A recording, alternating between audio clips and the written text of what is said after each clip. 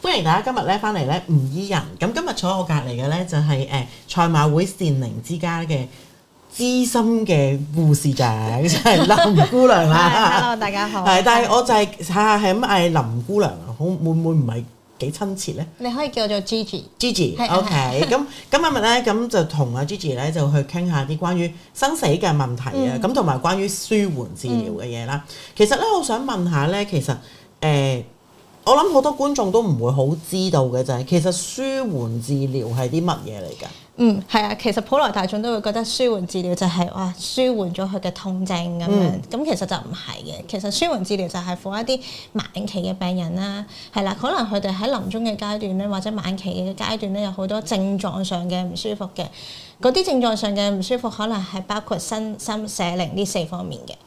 身心社靈，身心社靈其實係呢4方面泛指係啲咩？身我知啦，可能身體上面嘅痛楚啦，可能係瞓唔着啊，又或者真係痛好痛嘅嘢啦。咁心其實大約係指啲乜嘢？心靈上啦，心靈上係啦，心靈上啦，甚至乎可能係一啲情緒上嘅嘢啦，甚至乎我哋都講緊一啲叫靈性上嘅唔舒服啦，譬如可能佢係尋求一啲靈性上嘅協助嘅，即係可以揾一啲宗教信仰啊，或者其他自己個人嘅理念啊嘅諗法啊咁樣，跟住除此之外就係社會啦。即係啦，可能同 social network 係啦，譬如可能佢真係病咗好耐啦，咁日日都係可能喺屋企，甚至乎喺醫院度出入嘅，根本上可能同呢個社會上嘅接觸都開始講得少咗啦。咁你社交上面都出現咗一啲嘅問題啊咁樣。咁所以我哋成個舒緩治療咧就唔係淨得姑娘嘅，係啦。咁我哋仲有啲乜人咁樣咧？我哋有啲團隊嘅，係啦。咁有醫生啦，有護士啦，有義工啦，有社工啦，甚至乎一啲嘅心理學家，係啦。咁我同埋一啲靈性上嘅朋友啦，譬如可能啲院牧啊、佛教院士啊咁樣咧，都係一個團隊咁樣去幫助一堆晚期嘅病人，甚至乎佢嘅屋企人係啦，渡過呢個身心社靈嘅一個困局咁樣咯。喂，但係我想問下林姑娘即係 Gigi 啦，我想問下你，就係咪一般即係呢類嘅病人啦，其實點樣無可避免地都會。除咗身體嘅病痛以外咧，都會即係牽涉到情緒嘅問題。因為又咁講，有啲人都會好比較開即係點講睇法比較開通啲，佢會覺得人終須都有一死啦。有啲人可以咁樣噶嘛，係咪？但係你接觸嘅大部分嘅病人都係，唉，我冇用噶啦，我死啦，即係咪大部分都係咁咧？咁又唔係喎，係啊，即係好奇怪喎，可能係老一輩嗰啲長者咧，佢哋對於生死咧就睇得比較開嘅，係啦，因為點解咧？因為佢覺得自己都年紀都大啦，機器都開始都壞，佢話始終都係會走噶啦咁樣，咁佢哋就唔會奢求知道嗰個病係啲乜嘢嘅，係啦，即係覺得年紀大機器就要壞，一個好正常嘅程序，但係反而可能係比較中年啦，即係事業有成啦，甚至乎可能剛退休嗰啲啦，後生嗰啲更加話啦，係啦，即係佢哋會覺得點解會揀咗我嘅？係啦，我諗住一個好好嘅 planning 嘅喎，即係我退咗休，我諗住可能同屋企人去環遊世界嘅喎，點解會揀咗我㗎？咁佢哋中間有好多嘅困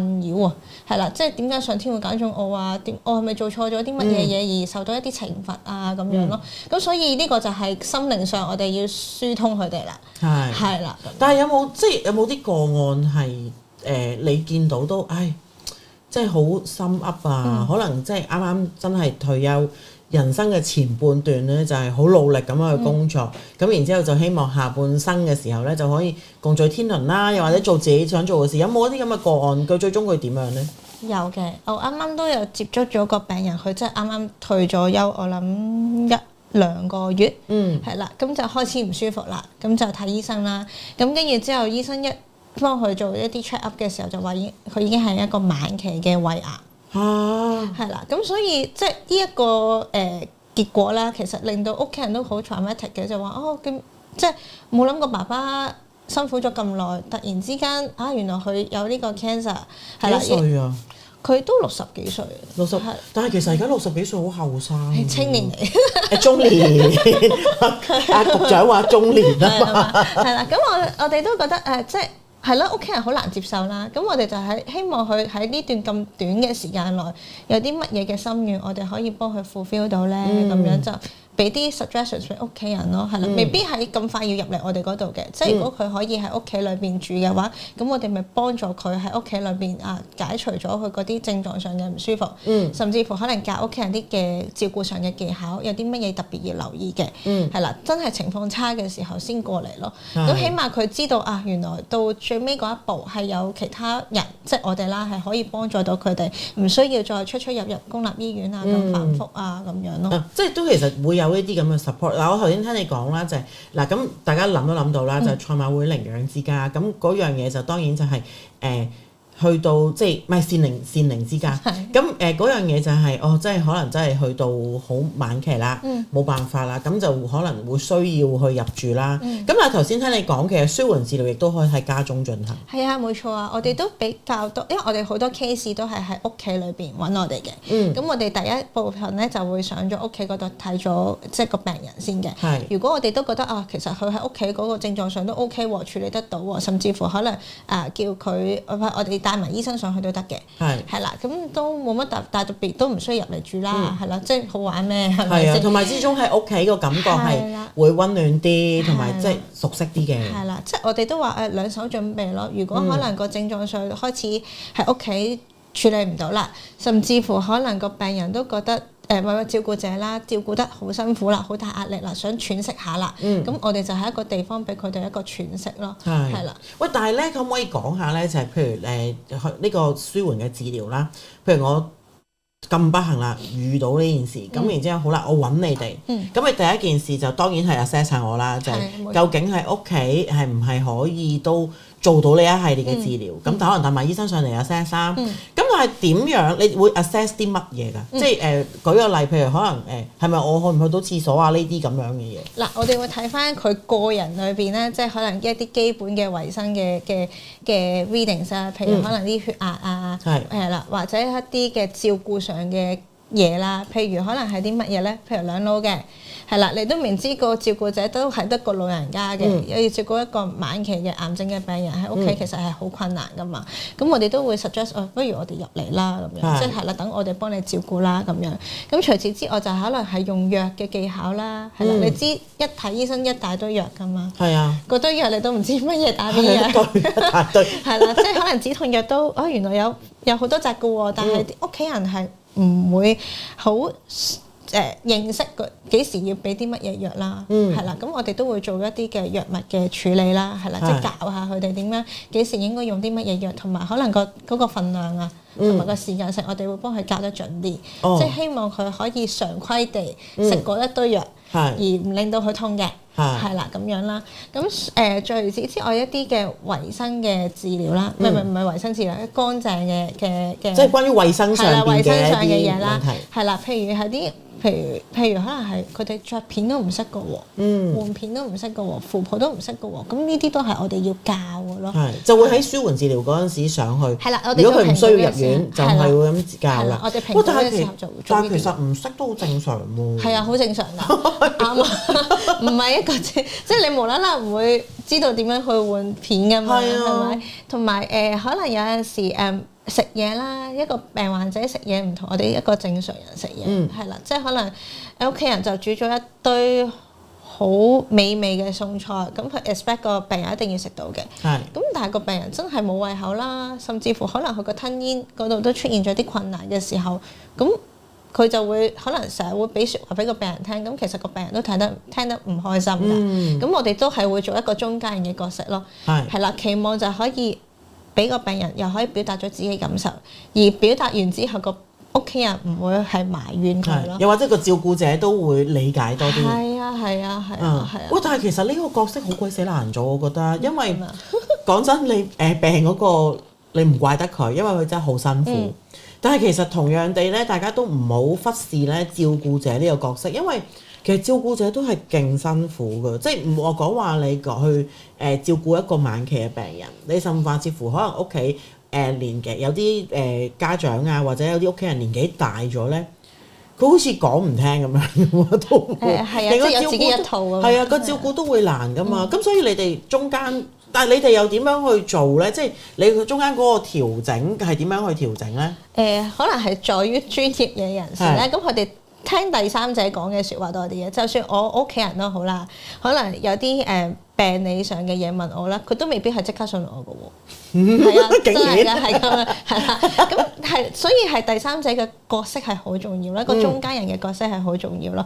咁係聽晒兩邊講咯。係啦，咁而從中係可能幫佢哋 line up 翻一啲共同嘅目標，係啦，大家都係想舒服嘅啫，大家都係想繼續喺屋企裏邊度一齊生活嘅啫，係咪？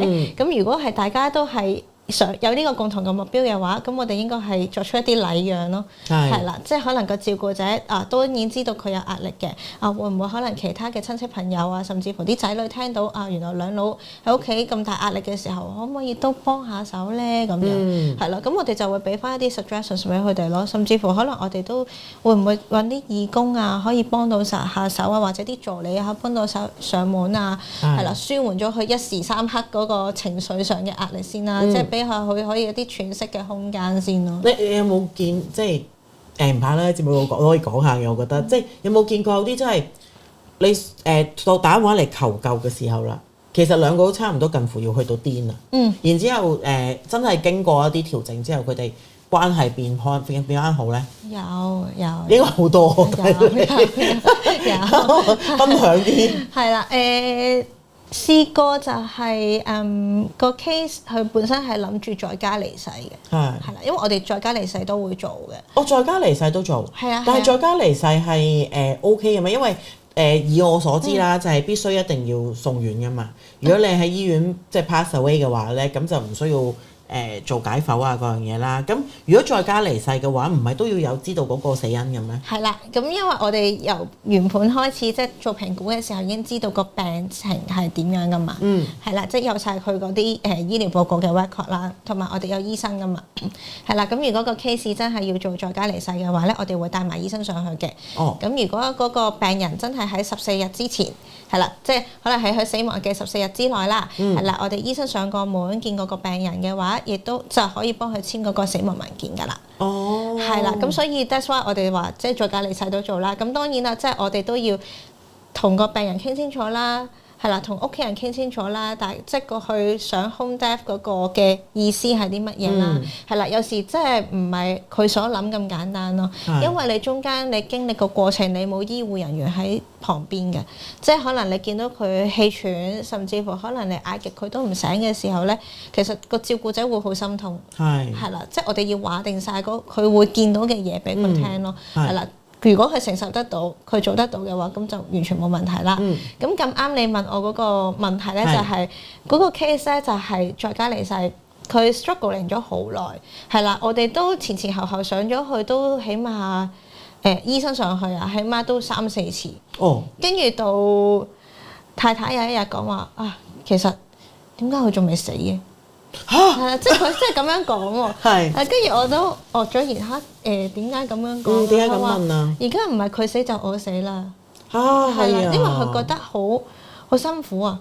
係啦，跟住我哋都 reinforce 即係同翻佢講話就話，即係生老病死我哋都唔知嘅，係啦。但係最重要係佢呢個階段你即可以陪住佢啦，你亦都好好地幫助佢可以喺屋企裏邊完成佢在家離世呢個心願啦。係啦，咁樣即係可能屋企人就係一啲認同啦，一啲支持啦，咁佢就會覺得咦翻嚟咯喎，係喎，我之前應承咗我屋企人要喺屋企度照顧住佢嘅喎，我唔應該咁樣講嘢嘅喎，咁樣係啊。但係我諗佢嗰下咧，其實都係近乎崩潰，佢先會開，即係先會咁樣開咗個口講咁嘅嘢咯。因為佢好驚就係我喺屋企裏邊拿捏唔到佢最後嗰啖氣嘅時間。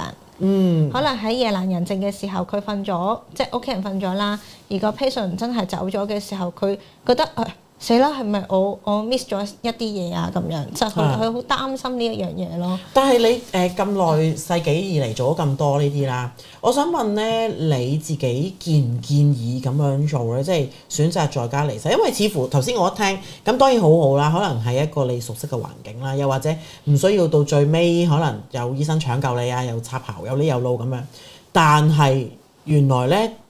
對照顧者嚟講係造成極大嘅壓力喎，因為我聽見就係，咦啱喎，頭先佢嗰個 concern 就係，咦你又話佢應該就嚟唔得啦，可能佢日日都係喺度等緊，死啦！你幾時唔得咧？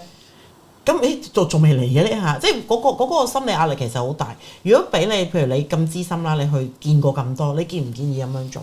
我唔會唔建議嘅，係啦，即但係我都要話俾佢聽，唔係你所想咁簡單咯。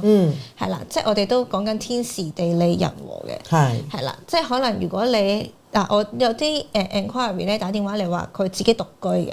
係啦，咁啊要想再加離世喎。咁有啲難度喎。係啦，跟住我就話咁，但係你走咗冇人會通知我噶喎。咁樣，咁另外有啲就係可能真係兩老喺屋企，咁真係好難去做到啦。甚至乎可能佢哋自己嗰個 support 個支援都比較少啲，其實都真係做唔到咯。係啦，不過我哋都會盡可能去 fulfill 佢嘅願望咯。即係佢目的都係想喺屋企留得幾耐得幾耐嘅啫。係啦，咁。我哋即係個院舍善寧之家就係兩手準備嘅地方咯，係咯。即係如果即係接觸咗你哋，咁已經有一啲評估啦。咁如果去到最尾嗰下，喂，發覺真係唔掂當，係咪都可以即刻走去你嗰度行埋最尾嗰程？唔係即刻，係啦，即係可能開始覺得自己唔掂啦，係啦，好大 burn out 嘅時候咧，就可以 contact 翻個個案經理咯。咁我哋就會 arrange 翻佢入嚟咯，係啦，因為我哋始終唔係好似公立醫院咁樣24小時可以收症嘅，因為我哋醫生都真係翻95嘅啫，係啦。咁所以我哋都會話睇翻我哋有冇床位先啦。如果有床位嘅話，咁我哋第二朝就安排你送翻你入嚟啦。但係你哋係24小時有護士㗎嘛？我哋有24小時護士嘅，不過我哋收症一定有醫生喺度咯。明白。咁即係起碼都得個支持先，因為我覺得好多病人咧，尤其是可能係年紀大咗嘅病人，可能佢哋會覺得我真係唔想喺醫院啲咁冷冰冰嘅地方咧離開㗎嘛。咁但係原來呢一件事都我哋要需要合適地評估，究竟我自己又或者身邊嘅人，究竟有冇呢個能力可以去 handle 到呢件事咧？因為其實真係唔係承受咁簡單嘅。係啊，你除咗你可以承受嗰一刻，你親眼見住你親人離世之外，可能佢臨走之前，佢仲會有一啲反應啊，或者一啲嘢令你可能係處理唔到，因為有時會可能病者可能會係因為我自己試過，我婆婆咧，佢就喺一間領養醫院嗰度離開嘅。其實佢最尾可能都要去洗手間啊，成日咁樣，即係當然佢昏迷咗嘅時候啦。咁你嗰下可能你自己都處理唔到咯。係啊，所以即係要睇下個照顧者嗰個心態啦，係啦。如果佢心理好強大嘅，又有好多嘅 support 嘅時候，其實呢件事就好容易去做到嘅。係啦，但係如果個照顧者都好大嘅 burn out，甚至乎可能都有啲負面嘅情緒嘅時候，我哋都唔建議佢哋真係可以做到一個在家離世咯。係啦，因為反而即係我係擔心一個照顧者即係爆煲嘅時候，咁佢要照顧個病人喺屋企噶嘛，咁可能會做一啲嘅傻事咯。我哋就唔想睇到呢件事。但係我知道你哋咧頭先我哋講咗啦，新就最 easy 最容易明啦。咁心靈咁啊，當然就係即係幫佢哋去調適，究竟即係點解會自己遇到呢啲不幸啊嗰樣嘢啊，去調適一下啦。咁但係我知道嘅咧，就係你哋除咗社工去做呢一樣嘢之外，唔係淨係幫病人。佢哋亦都會去即係安撫家屬啊，或者照顧家屬。其實嗰一 part 又係點樣㗎？因為我哋講緊做評估嘅時候，我哋除咗睇個病人之外啦，睇完個照顧者之後，我哋睇成個 family 嘅 picture 都會睇嘅。哇！咁你哋要睇好多嘢。係啦，點睇咁多嘢咧？即係譬如好簡單，譬如可能係長者先啦，係啦，兩老啦，係啦，可能佢有10幾個仔女嘅，係啦，好簡單問下啊，10幾個仔女係咪全部都喺香港住㗎？因為而家都有好多人移民啦，係咪？甚至乎可能啲阿大哥會出聲嘅，就話其餘嗰啲唔理㗎啦咁樣。咁我哋就會打蛇隨棍上，就話啊，中間會唔會有啲嘅乜嘢不和啊咁樣？因為大家可能對於個病嗰個醫治嘅方案，甚至乎可能第日照顧上嘅方案咧，都有唔同嘅睇法嘅。係啦，咁如果我哋真係聞到一啲味啦，係啦，所謂聞到啲味就係話知道佢哋有中間可能有一啲唔同嘅意見，甚至乎可能有啲怪責對方嘅時候，咁我哋都會盡量你介唔介意可能俾埋另外一方面嘅屋企人嘅 contact 俾我哋，等我哋真係由第三者嘅角度去了解話翻俾佢哋聽啦咁樣。因為我諗呢一樣嘢可能喺公立醫院嘅環境底下，因為好繁忙噶嘛。哇！真係理得你死啦！咁又唔好咁講，即係未必可能會花咁多嘅時間去同個成個 family 去真係解結啊，係啊咁樣。咁但係我哋呢度點解一定要幫佢解結咧？因為呢個結，如果你一日唔解嘅時候咧，其實對嗰個病人嚟講都唔係一個好死嘅過程。係啊。哇！但係有冇試過有一啲個案係真係很激烈的咁樣？有嘅，係啦。即係嗰啲會爭產啊？都有嘅，即係好似電視劇咁都有嘅，係啦。即係都真係有喎。都有嘅。咁跟住點樣發生啊？嗰啲嘢？唔使講到好詳細嘅，但係咧即係概括咁樣。係，咁我哋都會聽晒兩邊咯。係啦，即係聽晒兩面嘅對話啦，係啦，咁我哋就唔會作出任何嘅 comment 嘅，因為始終都係人哋嘅家事啦。即係雖然人哋嘅家事我哋要處理，係啦，幫我哋解決啊嘛。咁但係有啲一啲爭產上嘅嘢解決，我解決唔到噶嘛，係啦。咁就可能即係等佢哋自己有各自聽咗佢哋嘅訴求，甚至乎可能佢哋自己講翻自己過往點樣照顧嗰個病人，可能好辛苦啊！所有錢都係佢自己出㗎，咁我哋咪 build up 翻個形象俾佢聽就，其實你已經做得好好㗎啦，係啦，即係其實照顧者都係無非都係想要人贊同。係好慘啊！你哋其實係成為咗一個超級極大嘅嘔吐袋啊！咁又唔係慘嘅，係啦，不過我都覺得即係喺見到唔同嘅個案裏邊啦，其實都可以幫到佢哋。逐個結解，甚至乎可能由以前好不和嘅，跟住慢慢融洽翻喎。咁你其實都係一個成功感嚟嘅。係啊。有冇真係咁樣和好咗嘅？即係你明明可能佢哋 day one 嚟到嘅時候，面咗咁樣，跟住但係經過調解之後，或者即係見到可能爸爸或者媽媽都已經去到呢個階段嘅時候，大家都算啦，放低啲遲啲先同你計。有冇見到呢啲 case？都有嘅。係咪多唔多呢啲 case？又唔係好多嘅，即係唔係個個都咁多結喺度嘅，係啦，係呢啲即係嗰啲結都係可能係10個裏邊可能得0點幾個，係啦。即係更多其實可能都係融洽嘅家庭。融洽㗎，係啊。咁都好啲，即係起碼，咁有冇因為係你去親你哋嗰度嗰啲都係融洽啲啊？會唔會啊？咁我係唔知喎。會唔會因為嗱，我哋成日喺坊間可能都聽到好多即係家庭不和啊嘅嘢啦，咁但係反而去到你哋嗰度又唔算係好多咯。應該咁講，即係可能去到其他地方未必係咁多時間去了解成個 family 嘅 picture。係啦，唔知就唔知啊嘛，係啦，即係可能我哋打電話，譬如喺以前公立醫院度做嘅時候，打電話通知屋企人話個病人走咗啦，咁都係成班一齊嚟嘅啫嘛，你唔會知道中間有啲乜嘢不和咁啊。係啊。OK，都係嘅，因為嗰時都忙到根本處理唔到，但係因為而家呢一個地方其實叫攞正牌需要處理埋啦，咁所以變咗就可以 spare 多啲時間去做呢件事。咁我想問下咧，譬如在家嘅舒緩治療啦，咁你哋都會 support 噶嘛？咁我想問你哋嗰個 support 會去到點樣咧？除咗頭先我哋話我哋會上去做 assessment，會唔會係即係都會建議埋病人其實你廁所如果可以咁，你落床嗰度又咁，即係呢啲咁嘅嘢，你哋會唔會做？有需要嘅時候，我哋都有職業治療師或者可能係叫做物理治療師，係啦，都可以上門嘅，睇下屋企裏面嘅環境有冇啲嘢要即係進行一啲小改善。係啦，譬如可能加扶手啊，可能張床我哋就要睇下有啲乜嘢嘅儀器設備啊，可以 offer 到俾佢啊咁樣嘅，係啦。咁所以 that's why 我哋話即係上門去做一個 assessment 係好重要咯。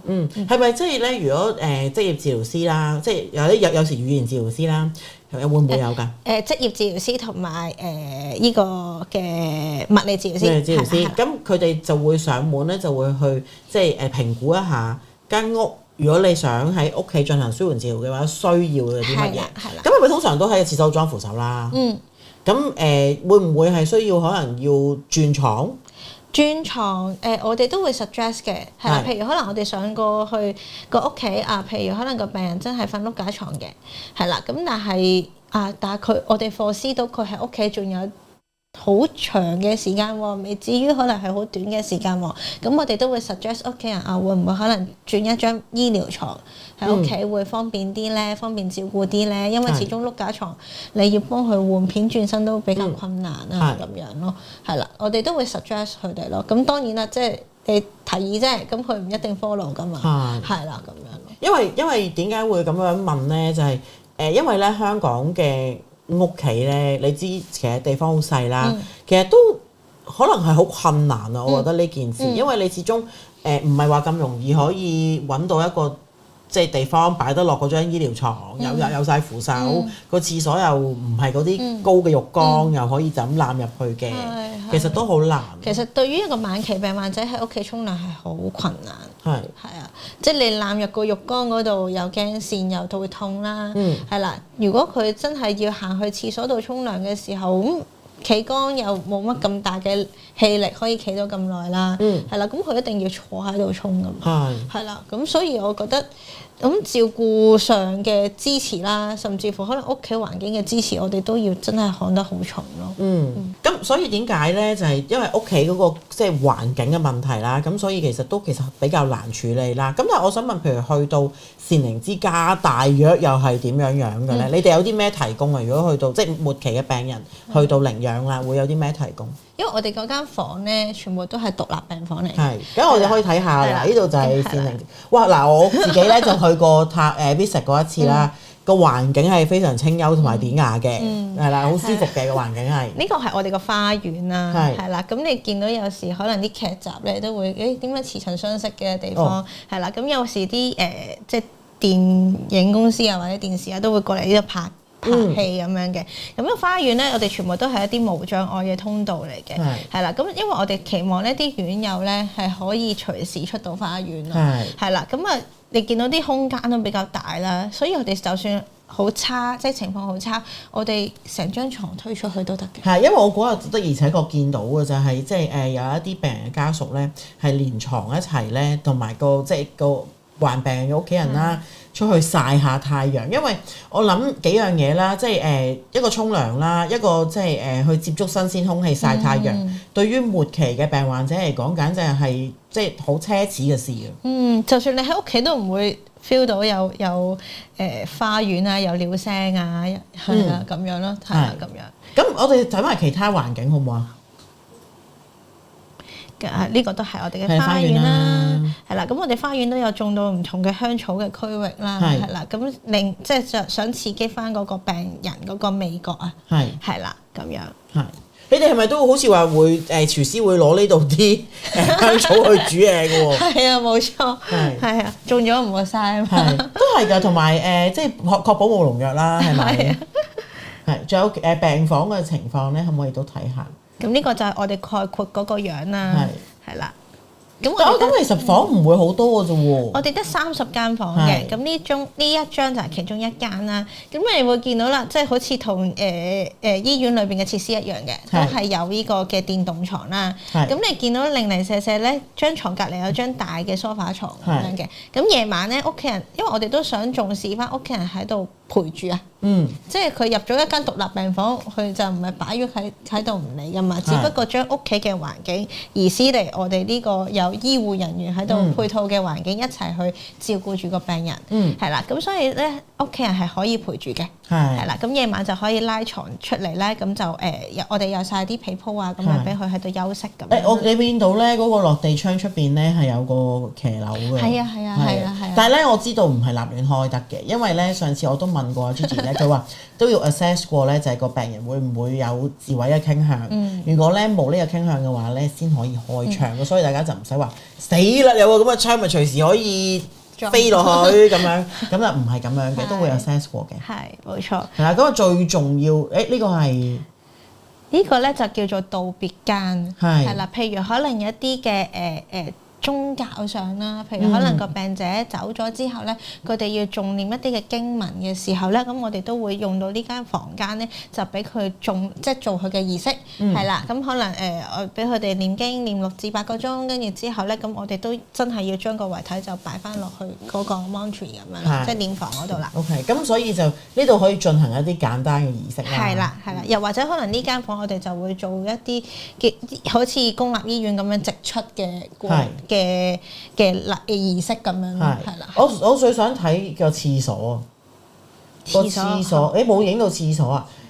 但係咧嗱，我咁如果冇影到唔緊要，我哋用口講啦。因為咧個廁所咧，我諗對於好多病人嚟講咧係好好嘅，因為係一個冇障礙嘅廁所，咁裏邊咧係有晒所有嘅設施，你係可以喺裏邊咧好安心咁沖涼。我哋前嗰幾日先出咗個 Facebook 嘅 post， 係啦，因為我哋啲照顧員咧呢輪咧佢哋話唔係，我想沖涼嗰時播下啲歌俾佢哋聽喎，跟住就俾個病人揀選你中意聽咩歌啦，係啦，跟住咧就一個貼心嘅服務啦。當你嗰日係咁啱你沖涼嘅時候，我就播翻你中意聽嘅歌俾你聽，咁佢哋一路沖涼嘅時候就一路有歌聽，係啦。咁另外就係譬如可能一啲晚期病患未必坐到噶嘛，係啦。咁我哋都會有張叫做水床嘅床啦、浴床啦，咁就可以正式就可以推埋落去嗰個沖涼個地方嗰度，係啦。咁就所有嘢都係喺佢自己嗰間房裏邊度進行嘅，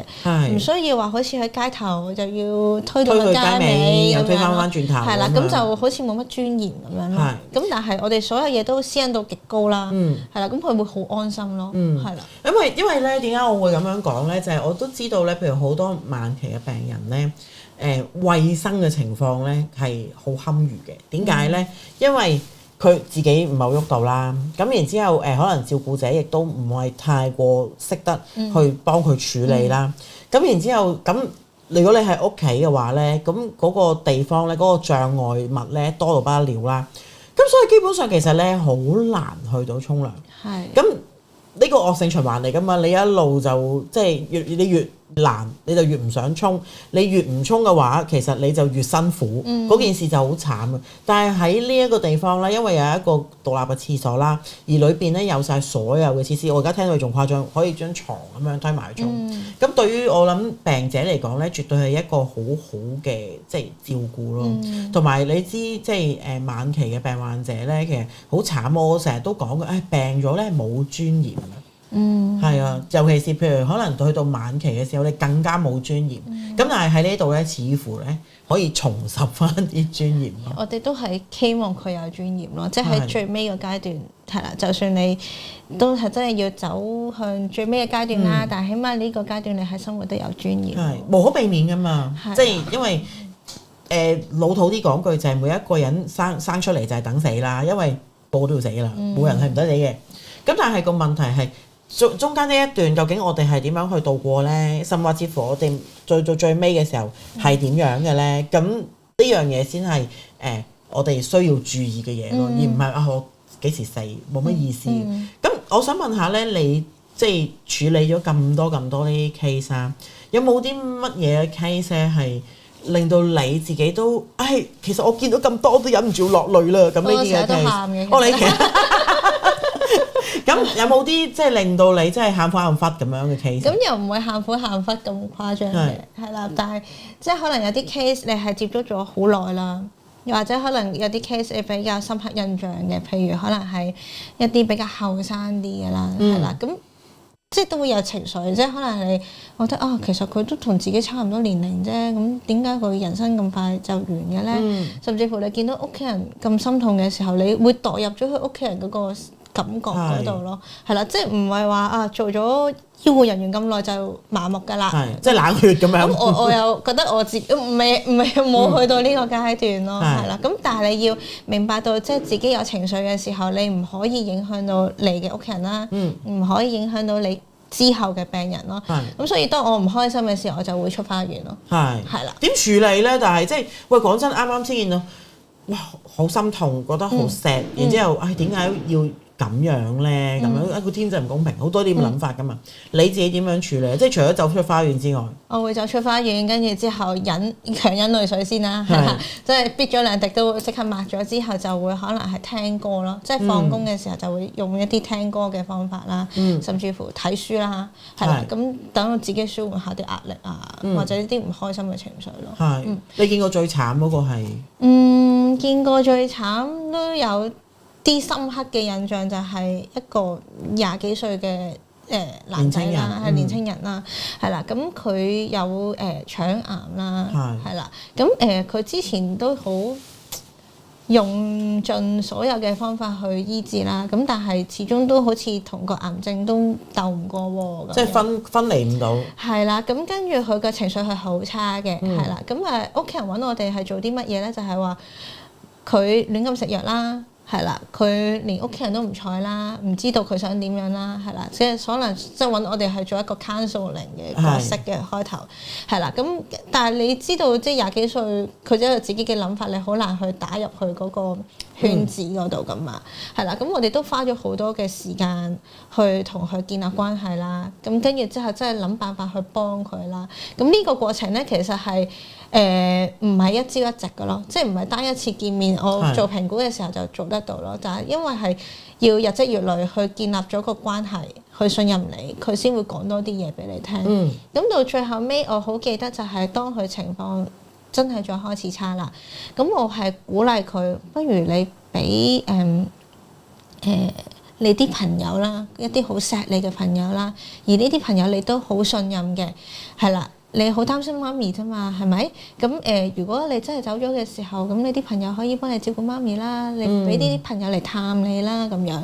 咁到嗰一時咧，佢真係有啲朋友係上門就冇記錯，好似係團年同佢食團年飯。係，我真係會喊喎呢啲。係啦，咁跟住之後，而家嗰啲朋友同媽媽都係繼續又真係當係契媽咁樣照顧住。咁我覺得都幾好啊！即係起碼我哋之前係俾咗一個咁嘅 suggestions 俾佢，咁而佢真係肯聽喎，係啦。咁而家媽媽咁，我哋有時都會同媽媽繼續聯絡嘅。咁而家即係我諗變咗係一個朋友嘅關係啦，即係個病人走咗唔代表我哋即刻要 close file 嗰啲嘅，係啦。咁如果我哋覺得可能屋企人隨時要 call 翻我哋啊，甚至乎可能有啲情緒上你有啲嘢嘅支援啊，或者有做啲哀傷嘅輔導咧，咁我哋隨傳隨到嘅基本上係啊。係啊，但係喂呢個故事其實真係 sad 嘅喎，因為由當日即係屋企人向你哋求救啦，即係佢好似唔聽我哋講啊，乜都唔理啊，又唔睬我哋啊，但係其實佢最終最掛念嘅係媽媽咯。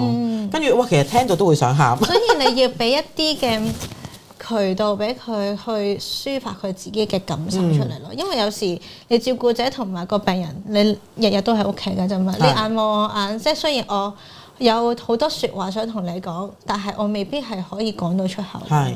咁所以我即係尤其是中國人咧，好鬼麻煩㗎嘛，唔知點解。冇錯，即係唔會錫嚟錫去㗎嘛，係啦。咁我記得嗰一次係我同個社工上去嘅，係啦。咁我哋就分開咗啦。阿媽就係我冇記錯，阿媽就係社工同佢傾偈，跟住我就同病仔傾偈咁樣咯，係啦。咁跟住我哋先可以 gather 翻大家收到唔同嘅信息係啲乜嘢，但其實大家即係兩方面都係用個愛去出發咯。係。咁我想問即係。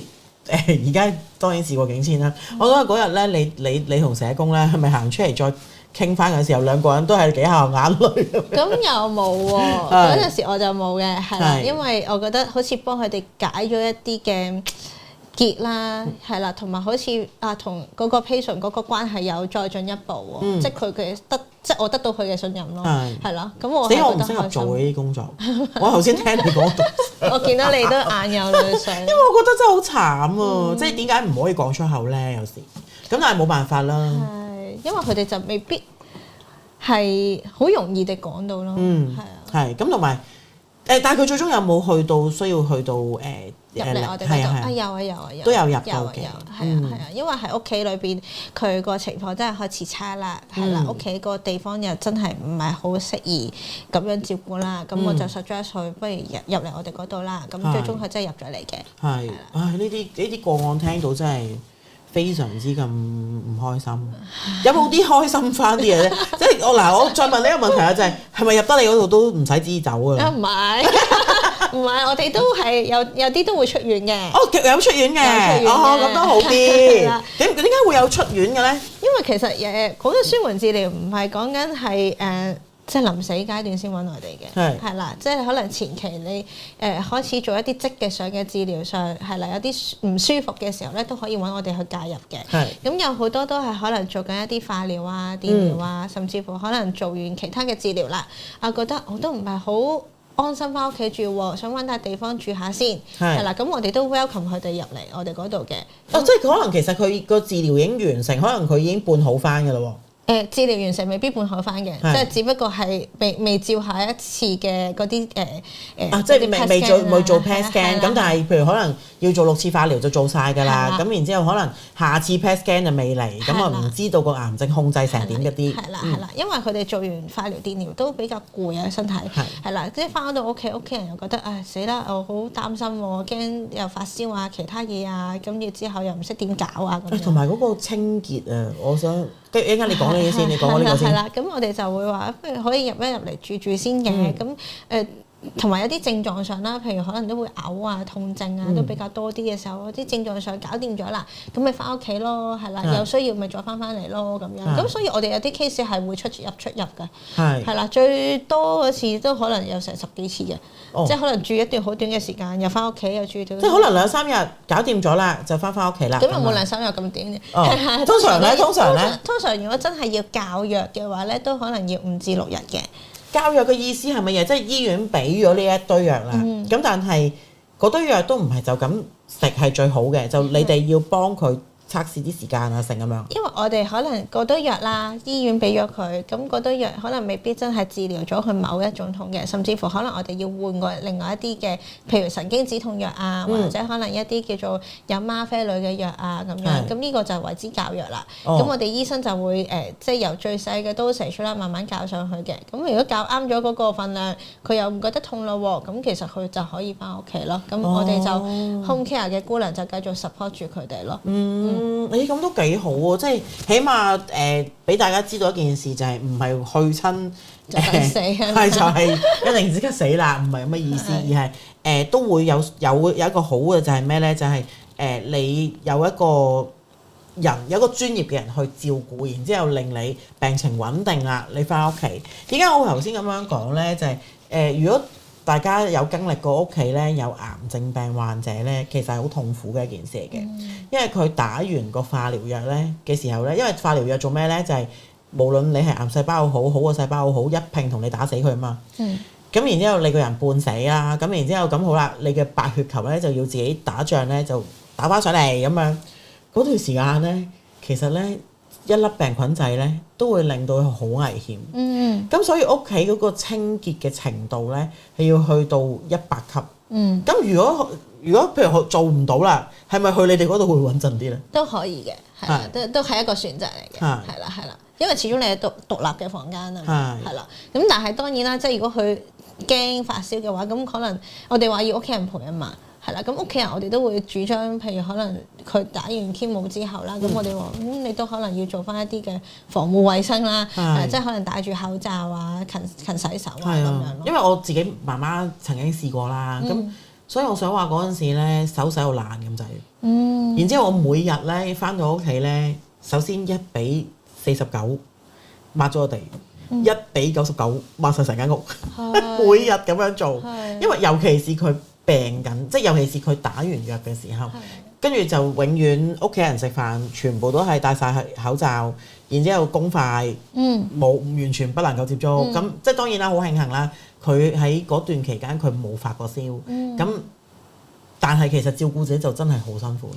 係啊，但係好多時大家都會忽略咗一件事，就係病人好辛苦，病人好辛苦，但係其實照顧者好大壓力。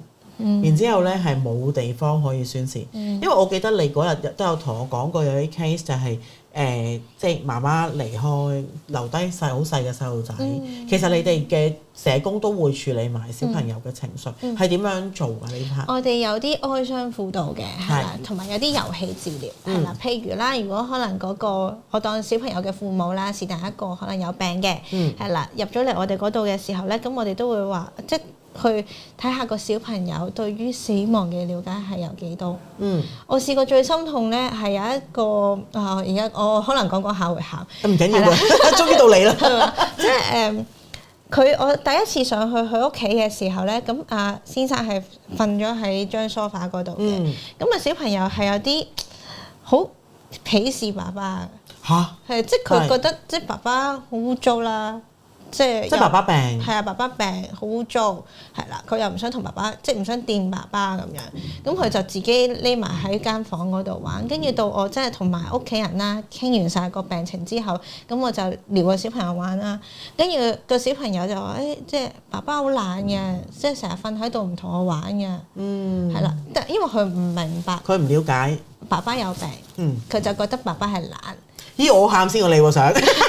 係啦，咁但係其實我嗰日上到去都見到個先生個狀況，我都覺得其實可能佢個壽命可能得返1至2日嘅啫。咁我就同屋企人講唔得喎，可能要即係盡快入嚟我哋嗰度，等我哋幫助佢，幫助你哋啦，同埋幫助小朋友啦咁樣。咁說時遲那時快咧，我記得嗰日係中午過去佢屋企嘅，跟住晏晝就已經 arrange 咗一個 transport，咁啊就車咗爸爸過嚟啦。咁過到嚟嘅時候，咁我哋社工就即刻就可能做一啲嘢啦，就同個小朋友去玩啦，好簡單就叫佢我哋。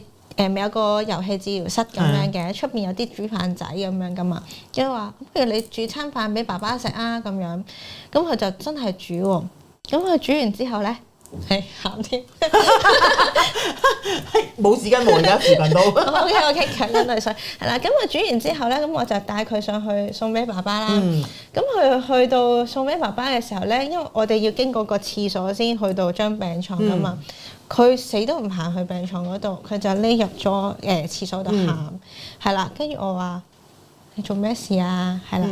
跟住其實咧，佢開始先表達咗自己嘅情緒出嚟咧，就係其實佢知道爸爸會走嘅。係啊。係啦，但係咧就佢唔識得去表達自己個情緒。係啦，即係佢覺得一直以嚟即係話爸爸懶。其實係另外一方面係想你快啲喐啦，即係其實可能佢嘅意思係，即係你不如快啲喐啦，你唔好瞓喺度啦。你同我玩啦，係啦，我就係想你可能係錫啖我啊，好似以前咁抱住我㗎咋咁樣。咁咁我都拖住佢隻手就不如你頭先煮咗啲嘢喎，咁我哋而家帶俾爸爸話俾爸爸聽啦咁樣。咁雖然嗰啲係煮飯仔啫，咁但係咁佢真係話俾爸爸聽佢煮咗啲乜嘢係爸爸中意食嘅。咁俾完之後咧，佢又去咗廁所喊咯喎。哎呀，好慘啊！我知點解你喊。係啦，即係可能嗰一個 moment 嚟講，我係覺得係感動嘅，係啦，好似個女知道爸爸即將會離開啦，係啦，佢煮嘅嘢未必爸爸真係食得到嘅，佢都知道一定食唔到啦。但係起碼佢接受咗呢一個現實咯，同埋佢有宣泄嘅方案啊，係啦，因為屋企人就係好擔心，喂死啦，佢從來都冇喊過喎，佢好似當乜嘢事情都冇發生過咁樣。其實所以話咧，細路仔唔係唔知啊，但係你要即係你要去到嗰個狀況就係。你要有專業嘅人啦，去幫佢哋去疏導呢個情緒啦。因為唔同我哋大人，我哋可以講出嚟，或者我哋會覺得譬如好似我哋而家咁，我同你眼泛淚光咁樣，係好慘咯。咁你咪會選擇可能用眼淚啊嗰啲嘢，但係可能細路仔唔識㗎，可能佢會選擇即係有個自我機制去保護自己咧。我逃避呢件事先咁樣，跟住就然之後即係哎呀你做乜唔喐啊？佢用咗呢啲方法去想叫爸爸喐。咁但係原來佢咁樣咯，係啊，跟住之後咁到好快啦，真係1至2日內，咁爸爸真係走咗啦，離開啦。咁之後我哋都有繼續跟進住小朋友個狀況嘅，係啦。咁我哋社工同事都會可能喺爸爸嘅 funeral 之前就會同佢做一節嘅遊戲治療啦，因為俾佢知道個 funeral 見到嗰個棺材係啲乜嘢嚟嘅，係俾佢認識下先咯，就到嗰一刻嘅時候，佢就唔會話好驚啊，諸如此類啊咁樣。係，但係點樣睇生死啊？點樣去教病人，又或者即係一啲照顧者，甚至乎可能小朋友，佢哋點樣去即係去 perceive 呢件事？我自己點睇生死？係啊，即係點樣去同埋點樣去教佢哋咧？其實我就覺得係要及時行樂咯。係啦，即係有啲嘢唔係等到你最後嗰個 moment 先去做咯。譬如有啲説話你好想同個病人去講嘅，就唔好等到佢完全不省人事嗰時先講咯。係啦，因為佢係聽到啫，但係佢俾唔到反應俾你㗎啦嘛。但係如果你有幾愛佢，或者可能你我哋講緊4道人生啦，道歉啦、道愛啦、道謝同埋道別啦。道別未必係可能香港人即係中國人裏邊好容易講到出口嘅，但係頭嗰3個好容易講嘅啫。可能你細個做咗啲衰嘢，sorry 咁樣係啦。咁你譬如媽媽人點樣湊大你嘅，咁你都可以多謝佢啦。係啦，咁道愛你有幾愛佢啦？係啦，咁呢啲我諗呢啲都好容易去令到佢哋可以表達到出嚟嘅。咁但係道別咧就未必真係個個好容易講出口，好似我而家咁同你講拜拜，好似我就你快啲走咁樣，即係佢哋會有呢個咁錯念咯。但係其實可能一個道別係話俾佢聽，你唔使掛心。咁呢個都係一個好簡單嘅道別咯。係，我覺得你講呢樣嘢都幾好，即係唔需要再掛心呢件事，因為好多時我哋會覺得唔想啊，即係我唔想見到呢個狀況嘅改變。咁但係冇辦法噶嘛，呢件事係即係必然會嚟到噶嘛。咁對於無論係將要離世嘅死者，又或者係即係屋企人嚟講，呢一個位都係開唔到口啊。係啊，咁通常你見到係咪大部分咧？即係我想知嘅就係，譬如可能即係我覺得都係香港人啦，係咪都好難做到呢一步？難㗎，即係我可能一講叫佢哋啊，你哋可以喺 patient 隔離拖住佢隻手講呢啲嘢，佢哋就覺得好怪啊。點解要無啦啦講呢啲嘢啊？咁，但係講多兩講嘅時候，我話其實而家真係趁佢仲清醒嘅時候，呢個係好珍貴嘅機會嚟㗎。係啦，當你之後想講嘅時候，你後悔，即係你未必講得翻轉頭。係啦，咁我就會建議你知平時探病就一大堆人嘅，係啦。咁而家我哋全部都獨立房係一個好好嘅 me time 啦，係啦，即係可能分家族啦，係啦，有幾個仔女嘅，咪幾個家庭咯，甚至乎逐個仔女啊，逐個孫啊咁樣入去表達自己嘅愛意咯。有啲咩想講咪講咯。但係可能咧，我唔知啦，即係可能教育問題啦，又或者譬如可能我哋未如好似譬如西方嘅人咁樣咧，佢哋可能成日都 I love you 啊，錫嚟錫去啊咁樣。但係我自己覺得，就算你冇能夠可以講得出口呢件事都好，陪伴都係一個好重要嘅因素。陪伴都係一個重要嘅，但係個陪伴係要有質素嘅陪伴咯。咩為之有質素嘅陪伴咧？即係可能你個陪伴係就咁坐喺度打機嘅咁。那不是一個有質素嘅陪伴啦，即係可能個病人如果當然啦，你24小時你冇可能捉住佢隻手24小時嘅，咁但係即係我哋希望我哋會教我哋啲屋企人咧，就係如果個病人喺度嘅時候咧，得閒可以拖下隻手仔啊，係啦，幫佢做下一啲簡單嘅按摩啊，咁其實呢啲都係一個傳愛嘅方法嚟嘅，係啦。咁簡單啲嚟講啦，我覺得如果人到心不到嘅話咧，咁就不如不到啦。呢個係事實啦，即係譬如你頭先講話病，即係你可能病人去到你哋嗰度，但係你坐喺隔離嗰張梳化牀就掛住自己打機，偈都唔傾多句嘅，咁其實咁你喺度做乜啫？咁我哋都會都有見過，即係而家時下嘅年輕人通常都係咁樣噶嘛。係啊，咁我哋都會話小朋友即係可能帶佢出嚟啦，係啦，跟住話喂，你有啲咩想話你打機好叻㗎喎，可唔可以話俾阿婆聽你打啲咩機啊？打得咁叻啊，同你分享下咁樣咯。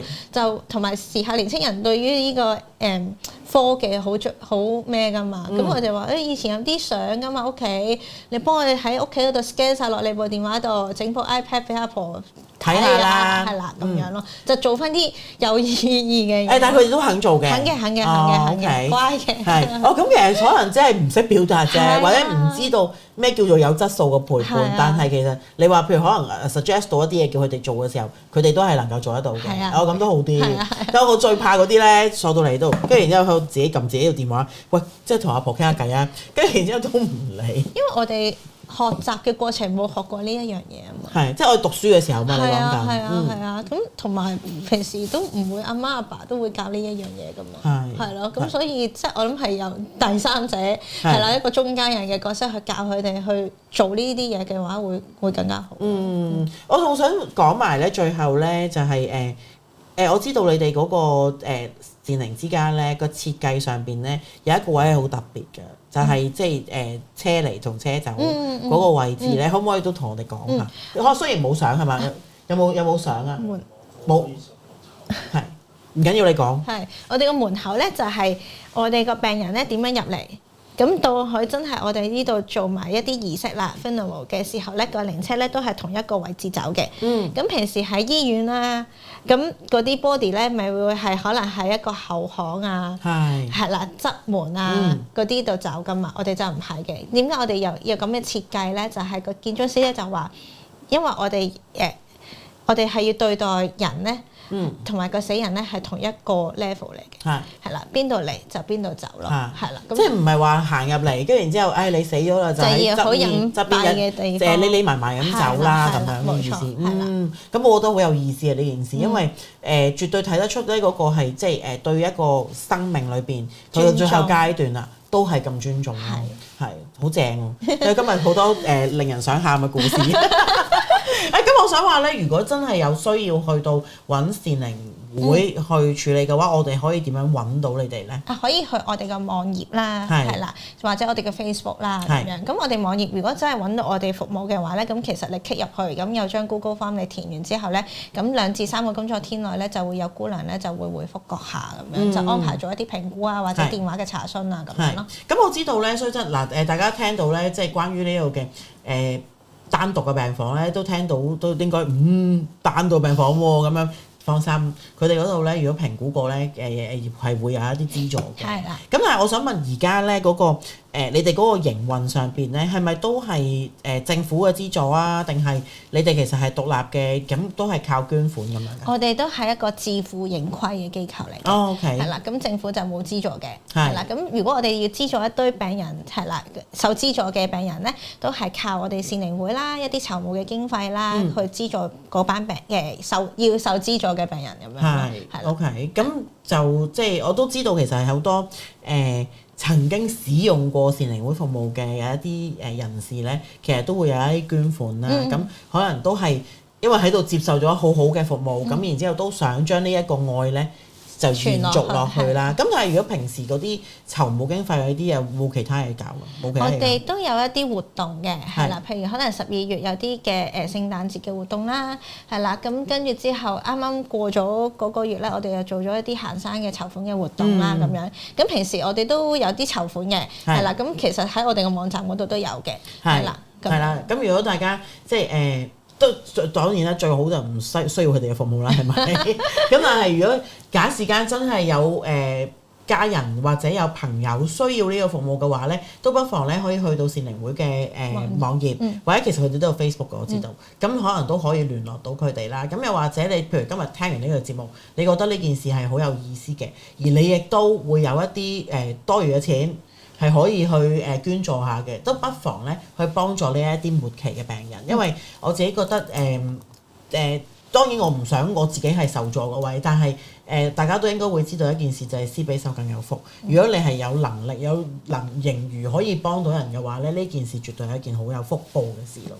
咁啊，今日咧嚟到多謝咧 Gigi 啦，同我哋分享咗咁多啦。希望咧我知你哋阿院長咧好鬼死有趣嘅喎，係啊，請咧我哋可以同阿院長咧又上嚟傾下偈咧，咁啊然之後再分享多啲，因為阿院長好似都同我哋個台升嘅喎，好公餘都中意啲002嘅嘢係嘛？係可以啊，可以啊，我去叫佢上嚟都得。好，咁我今日時間差唔多啦，咁啊多謝善寧會同埋多謝我哋資深嘅林姑娘 Gigi，拜拜。